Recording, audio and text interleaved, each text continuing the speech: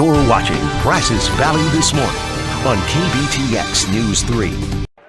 The consequences of the January 6th storming of Capitol Hill are hanging over Washington.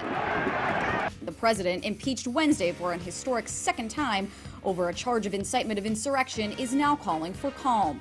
All of us can choose by our actions to rise above the rancor.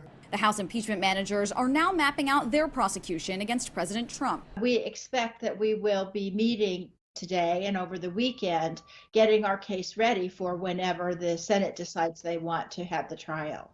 The trial is likely to be on hold until after President-elect Joe Biden's inauguration, as the focus in Washington and around the country is now directed toward a clear threat of possible violence in coming days. In preparation, more than 20,000 National Guard troops are expected in Washington.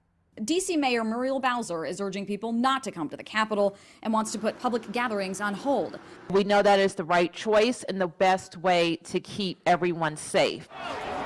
Federal law enforcement has arrested more than 30 people on charges related to the insurrection, but officials worry the events of January 6th may further embolden extremists. The real issue that I think we need to focus on as an American people is that there is a violent and extreme ideology that has taken hold, and we saw the results of what happens when that is able to fester. In Washington, I'm Whitney Wild reporting. Horror, confusion, and pain. Just some of the things lawmakers felt during the attempted coup at the U.S. Capitol. I haven't seen a sight like that since I was in Iraq, in a war zone.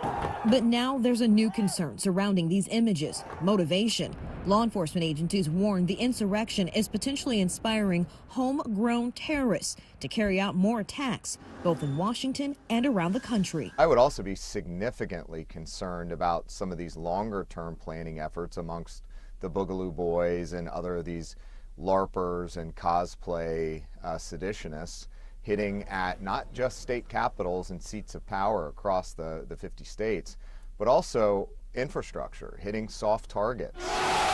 Already, prosecutors have charged dozens of people with federal crimes related to the Capitol chaos.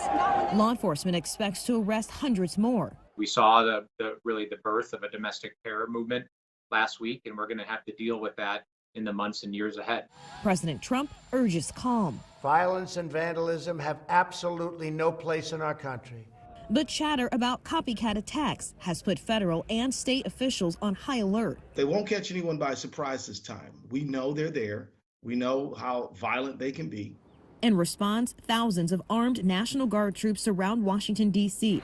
Barriers block streets, and the iconic National Mall will be closed on Inauguration Day. We are on the path to making sure that it is secure, and it is going to be secure.